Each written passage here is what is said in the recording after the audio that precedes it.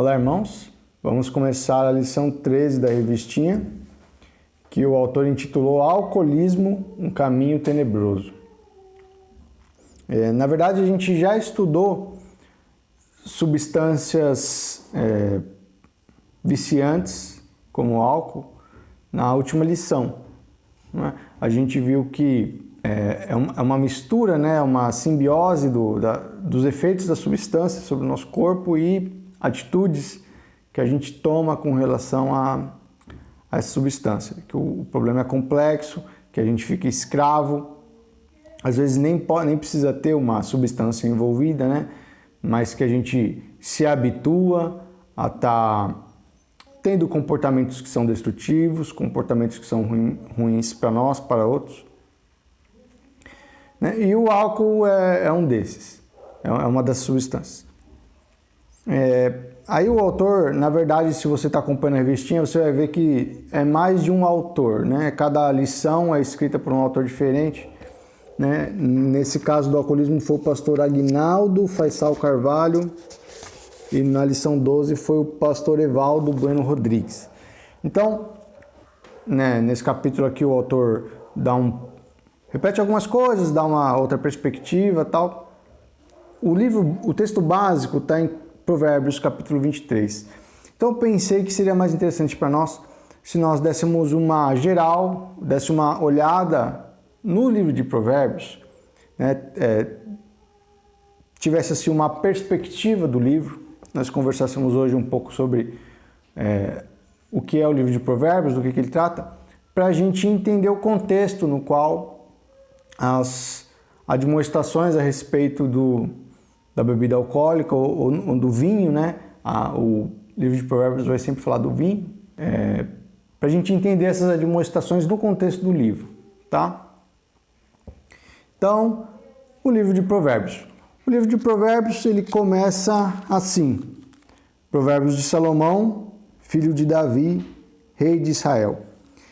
Então, são provérbios que foram escritos por Salomão, na sua maioria, mas não foram todos escritos por Salomão. Se você for no final do livro, por exemplo, você vai ver lá que tem as palavras de Agur ou as palavras do rei Lemuel, né? E isso já é digamos assim, uma amostra da sabedoria de Salomão, né? Que ele apesar de ser o homem mais sábio, a quem Deus prometeu mais sabedoria, ele ouvia a palavra de outros sábios, né? E incorporou a palavras de outros sábios como se fossem suas. Então, no livro de Provérbios de Salomão, você tem provérbios que não são só de Salomão, né? Textos de sabedoria que não são só de Salomão. Mas isso é porque a pessoa sábia reconhece que não existe só sabedoria com ela, existe sabedoria com outras pessoas e que ela pode e deve aprender com a sabedoria de outros. Mas uma característica muito importante do livro de Provérbios, que eu acho que a gente deve focar, é que durante o livro, muitas vezes o autor fala assim, principalmente no começo, né? Filho meu, dá atenção às minhas palavras, né? Ouve as minhas palavras. Não despreza o conselho do teu pai, né? Ouça a instrução da tua mãe, né? Esse tipo de refrão é muito repetido. Mas, ou seja, se você tem palavras de um pai para filho, quando você lê esse livro, você deve entender que são as palavras do nosso Pai do céu para os seus filhos. Então, isso aqui são palavras de sabedoria que o Pai Celeste está dando para os seus filhos. Mas no contexto, como a gente disse, Salomão, o rei de Israel, está escrevendo esses provérbios. Ou seja, ele está trazendo palavras de sabedoria para treinar o seu filho na sabedoria, para treinar o príncipe a governar. A gente conhece também da história de Salomão que quando ele foi colocado como rei, ele pediu para Deus sabedoria para ele julgar o povo, para ele governar. Então a sabedoria na Bíblia está muito ligada a essa questão do reino, de reinar, né? De você governar bem um domínio. Nesse sentido, todos nós somos pequenos reis, né? Todos nós temos um domínio sobre o qual a gente deve exercitar a nossa autoridade, né? Seja na nossa casa, no nosso trabalho, naquilo que você faz. Tudo isso pode ser entendido como um pequeno reino, né? Adão tinha um jardim para cuidar, né? Além do jardim existia o resto do mundo, mas lá ele deveria cultivar e guardar aquilo que foi dado para sua autoridade. Ele era o rei daquele lugar, por assim dizer. Da mesma forma, nas diversas áreas da nossa vida, a gente tem que governar e a gente tem que dominar e não ser dominado pelo que vai acontecendo conosco, tá? Então essa é a ideia do Pai Celeste que fala conosco. Ele é o Rei dos céus, nós somos seus filhos, né, co-herdeiros com Jesus Cristo, nós também vamos reinar com Ele. Mas já hoje, na vida que nós vivemos, nós temos que mostrar domínio, nós temos que crescer em sabedoria, para que quando a gente chegar a ter um domínio maior, que a gente for reinar com Cristo, a gente, de uma maneira mais grandiosa, mais gloriosa do que a gente faz hoje, a gente já ter levado conosco uma sabedoria que a gente aprendeu na palavra de Deus para governar. Então, lembra que também Jesus falou, aquele que é fiel no pouco é fiel no muito. Então, as adversidades da vida, né, as coisas que a gente enfrenta hoje, as tarefas que a gente tem são um treinamento na sabedoria para que futuramente Deus nos coloque sobre lugares mais importantes. Lembra a história de José, né? Primeiro José cuidou da casa de Potifar, depois ele cuidou da prisão, ele cuidou de lugares menores, até que depois ele foi colocado sobre todo o Egito. Como ele trabalhou bem naqueles lugares, ele estava capacitado, né, a sua experiência ali e de ter feito um bom trabalho ali, mesmo que às vezes num lugar escravo, na prisão, o capacitou e mostrou que ele era alguém que você podia colocar sobre governando outras coisas. Tá? Então o livro de Provérbios são palavras do rei para ensinar o seu filho. Isso é uma coisa interessante também a gente pensar a respeito disso, porque se a gente então quiser crescer em sabedoria, a gente tem que se colocar no lugar desse filho, né? E se você parar para pensar também, a sabedoria é alguma coisa que que o rei, né, iria colocar sobre o seu filho desde criança, né? Então, o momento em que se aprende a sabedoria é na juventude. Na verdade, a gente vai ter que, você sabe, aprender a sabedoria a vida inteira, né? Mas o momento ideal, o ponto ideal é na juventude. Quanto mais jovens nós formos, melhor é o momento para se começar a aprender a sabedoria. Em outras palavras, quando nós queremos aprender a sabedoria, nós temos que nos colocar como crianças. Nós temos que nos fazer como crianças. Né? O livro de Provérbios o tempo todo, né, em muitas passagens ele fala, ouça, ouça, ouça. A gente tem que ouvir muito o tempo todo. Tem que se colocar num lugar de submissão.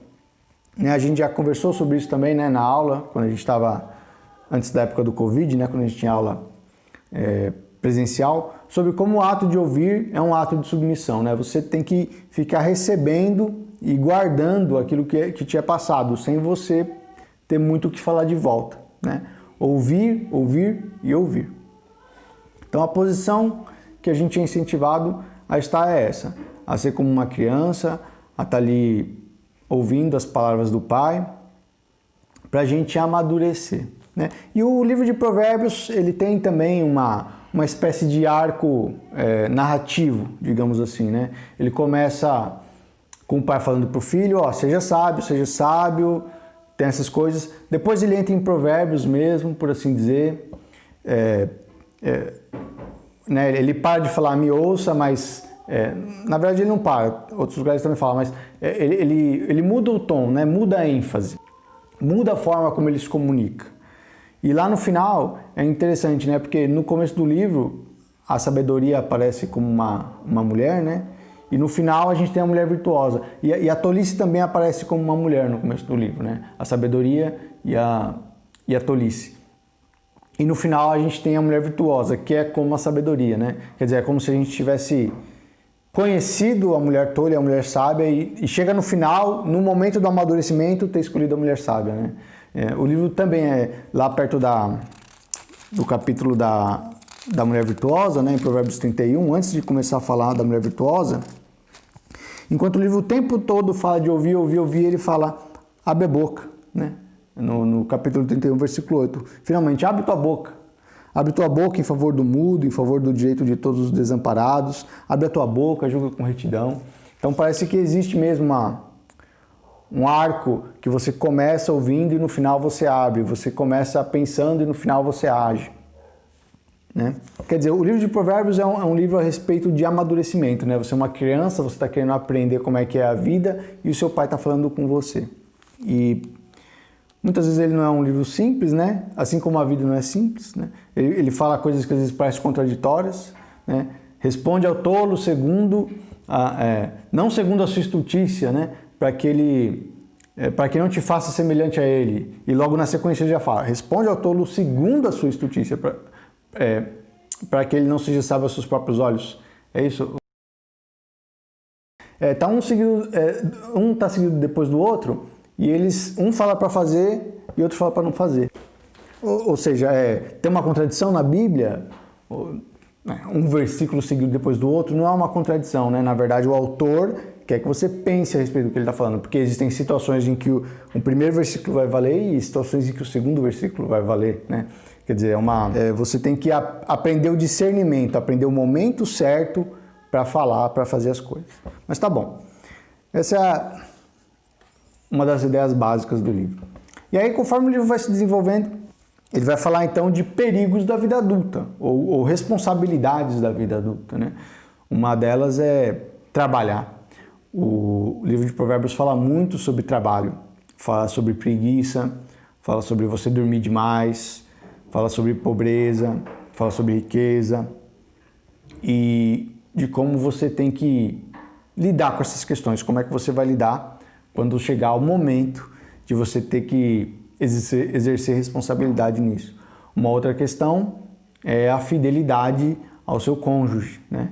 Ele pressupõe que o sexo é só no casamento e fala, fica longe da mulher imoral, cai fora da adúltera, isso é uma cilada para os seus pés.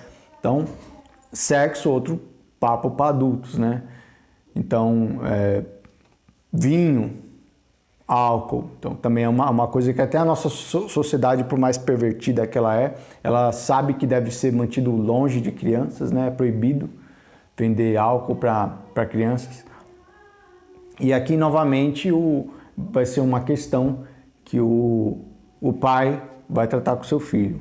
A questão do álcool e os problemas que estão envolvidos nisso.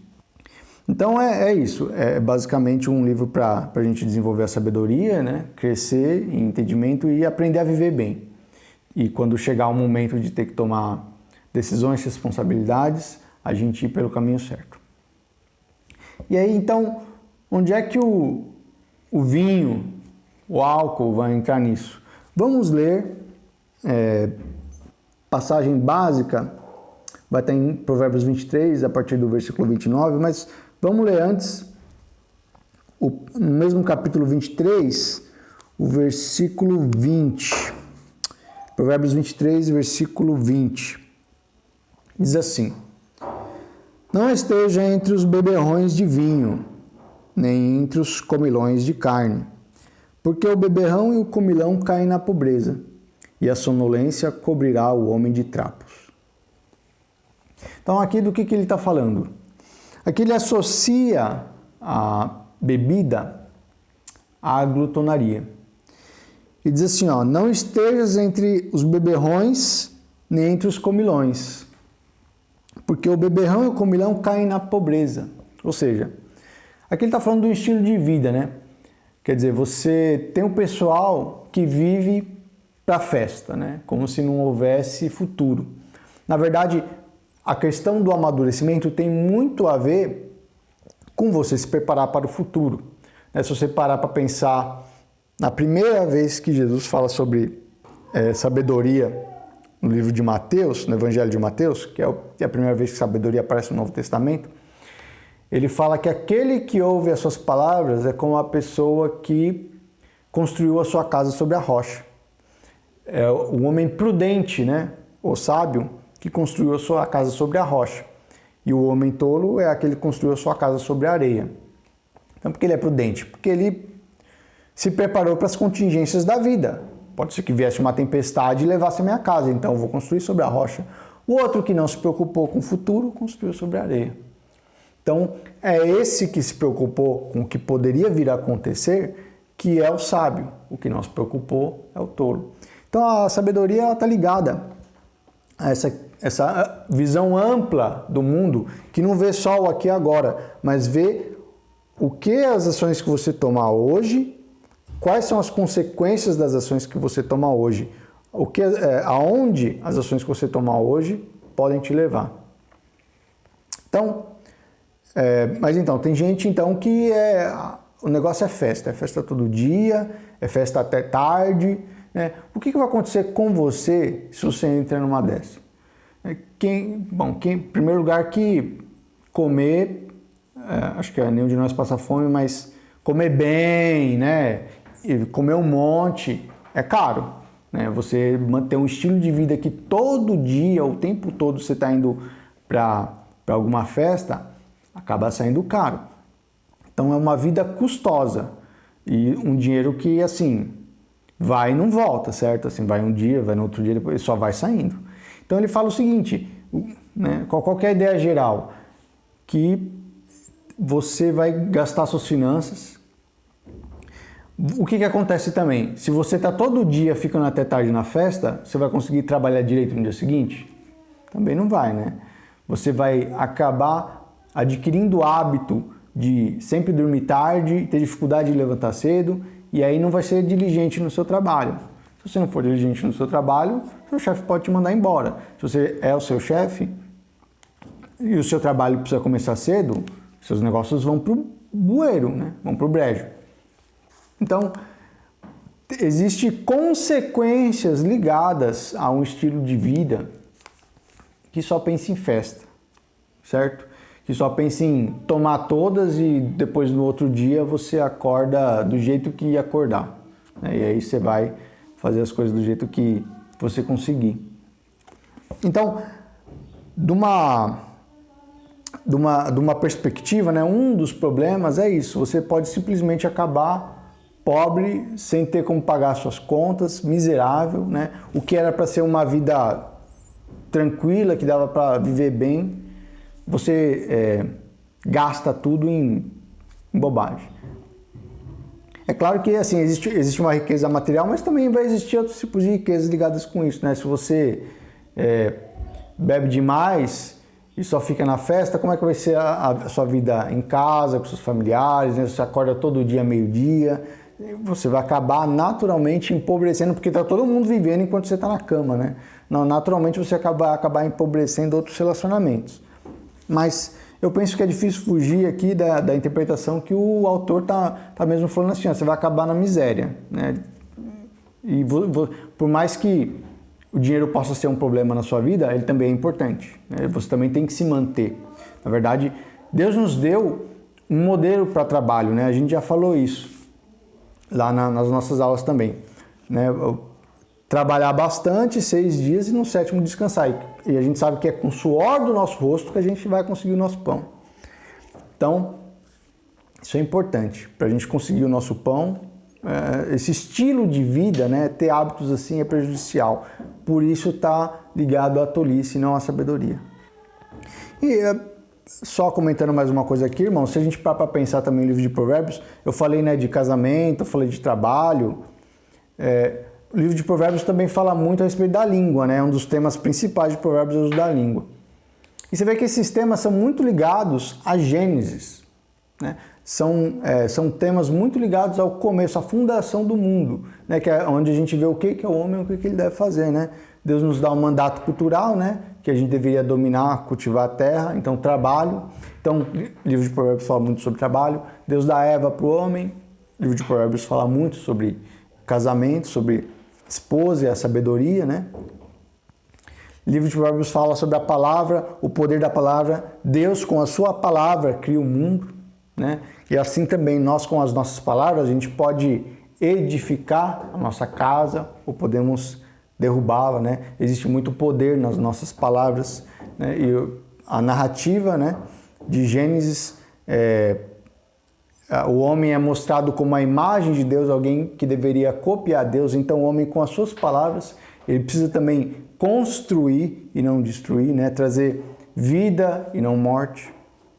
Então o livro de Provérbios, na verdade, também pode ser, ou muito dele pode ser visto como uma meditação em Gênesis, no começo da história do mundo, né? Como é que o homem deve se desenvolver a partir daquilo que Deus criou, da matéria, do modo como Deus estabeleceu no começo. Inclusive a sabedoria, né, nos primeiros capítulos de Provérbios também é falada, é dito que a sabedoria estava com Deus no princípio, né? Ela era o seu arquiteto. Então, esses temas, né, estão todos aí. Sabedoria como árvore de vida, também tem um versículo que diz isso aqui em Provérbios. Então, tem toda essa reflexão, tá? Mas tá bom. Mas agora vamos passar vamos lá para o texto da revistinha, que é a partir do versículo 29. Diz assim: para quem são os ais? Para quem os pesares? Para quem as lutas? Para quem as queixas? Para quem as feridas sem motivo? E para quem os olhos vermelhos?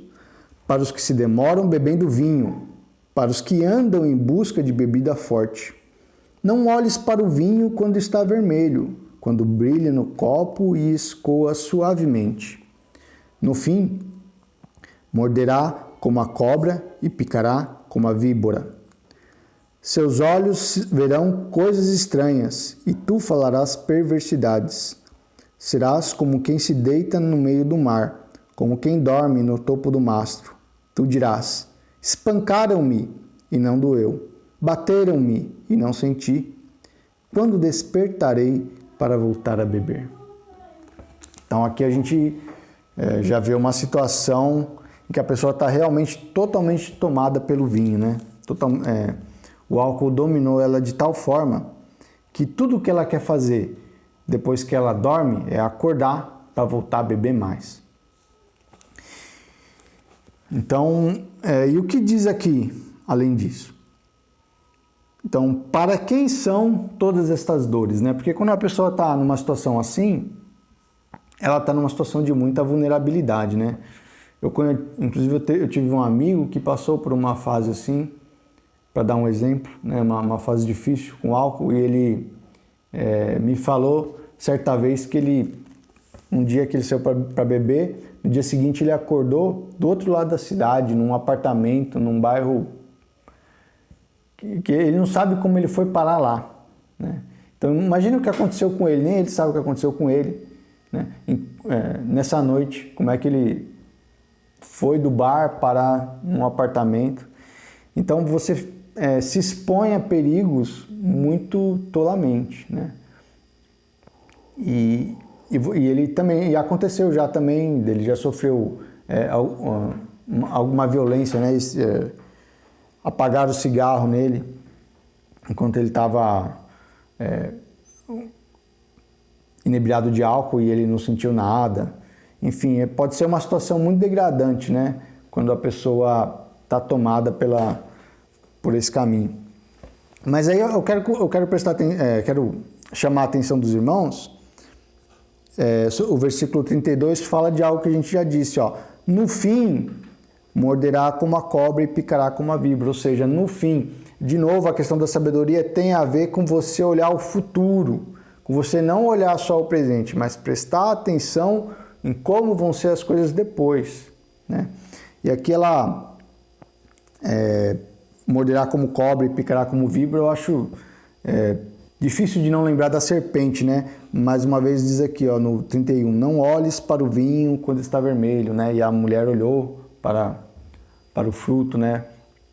Então tem essa questão da tentação, né? A pessoa, quando está envolvida, né, nesse ciclo, está dominada, existe uma tentação muito forte que vai lembrar a tentação que a gente sofre com o pecado mesmo, né? Porque assim, a própria tentação, o vinho em si, a substância não é pecaminosa, né, irmãos? A gente sabe que a substância em si não é, mas são coisas associadas a isso, ao comportamento que a gente tem com ele, é que é pecado, certo?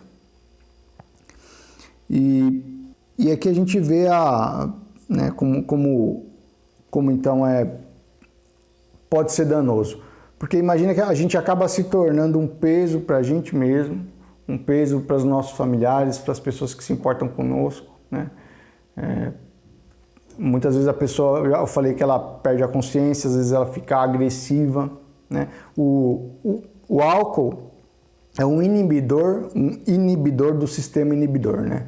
Às vezes a gente tem vontade de fazer coisas, ou tem certos pensamentos, vontade de falar, que a gente se segura, a gente não faz, às vezes fica com raiva por causa de alguma coisa, mas a gente não faz. Ou tem algum outro tipo de desejo, mas a gente pensa, né? Não, isso aqui é errado, não tem nada a ver, você se segura. Quando você está sob o efeito do álcool, o álcool vai destruindo essa sua capacidade de se segurar, né? Ele inibe o sistema inibidor. Então, vai ficando mais fácil de você tomar certas atitudes. E elas podem ser destrutivas. Você não vai estar pensando mais e vai acabar fazendo bobagem. E acabar numa situação dessa. Espancaram-me e não doeu. Bateram-me e não senti. Mas tudo que eu quero é voltar a beber de novo. Então é difícil, né, irmãos? A gente sempre tem que lembrar, nós que de repente estamos convivendo com alguém assim, que a gente pode sofrer muito por causa de alguém que tem hábitos ou comportamentos destrutivos, né? Por causa de substâncias em geral, como álcool, mas que Jesus falou para a gente perdoar 70 vezes 7. Né? Quer dizer, a gente foi perdoado por pecados graves, né? E a gente não tinha como pagar a Deus por causa disso, mas Ele nos perdoou. Pode ser que a gente sofra coisas que também não tem mais como a pessoa pagar o que ela fez pela gente, mas mesmo assim a gente é chamado para perdoar. Então, para pessoas que sofrem com isso, a gente tem que sempre estender a mão, tem que, na misericórdia que a gente recebeu do Senhor, entregar essa misericórdia e lutar junto com a pessoa, né, ajudar ela a sair disso, fazer ela ver todos os problemas que estão relacionados. É muito difícil, né? Quando a gente tem um comportamento que a gente acha que não tem problema, a gente fica inventando 1000 justificativas para justificar o problema. E se a gente quanto mais inteligente a pessoa a gente pensa assim, né? Não, a pessoa inteligente não cai nessa. Não. Quanto mais inteligente a pessoa mais desculpas ela vai arranjar e mais inteligentes vão ser as desculpas que ela vai arranjar para continuar nesse comportamento. Então pode ser um processo muito difícil, né? Muito difícil mesmo. Vamos sempre lembrar disso, né? De manter o coração aberto para a misericórdia, porque Deus nos alcançou com essa misericórdia, mas vamos também ser espertos, né? Simples como as pombas, mas prudentes como as serpentes. Tem que tomar todo cuidado com alguém que está debaixo dessa situação e tem que incentivar ela a perceber como isso é problemático, a ela tomar uma atitude drástica para mudar isso, né? Porque além da questão dos efeitos da substância, tem o hábito natural que a pessoa adquire como a gente adquire qualquer hábito, né? Então, para mudar qualquer hábito, mesmo quando não é numa substância viciante, é uma coisa difícil, pode ser alguma coisa muito doída, a gente tem que ser muito proativo, tem que ter uma decisão muito firme para querer mudar um hábito, e se ele ainda está ligado a uma substância viciante, pode ser realmente uma luta muito difícil. Aí a pessoa, pode ser até que ela tenha que se rebaixar, né? A gente se rebaixar a um estado de escravidão. A gente fala que... porque assim, ela já é um escravo da bebida, né? Ela já é um escravo da bebida. Mas ela pode... E uma saída para ela é ter que se rebaixar um escravo, por exemplo, numa... Escravo eu digo assim, né? Porque o escravo não tem liberdade, né? E o escravo não tem autonomia. O que o senhor dele mandar, ele tem que fazer. Pode ser saída para uma pessoa assim, né? De ter que se trancar em algum lugar para desintoxicar E aí ele vai querer coisas, né? Mesmo sendo um adulto, maduro, ele vai pedir coisas que você pode não ter que dar para ele, né? Nesse sentido, eu quis dizer, ela tem que se submeter. Então, de qualquer jeito, irmãos, na verdade a gente sempre tem que se submeter. Ou a ser como uma criança debaixo da palavra de Deus, ou a como um escravo, né, que não tem liberdade debaixo do pecado. A gente só pode se treinar para a sabedoria, porque se a gente não se treinar para a sabedoria, a gente vai se treinar para a tolice. Tá bom, meus irmãos? Então, esse é o que eu tinha para falar hoje. Até a próxima aula.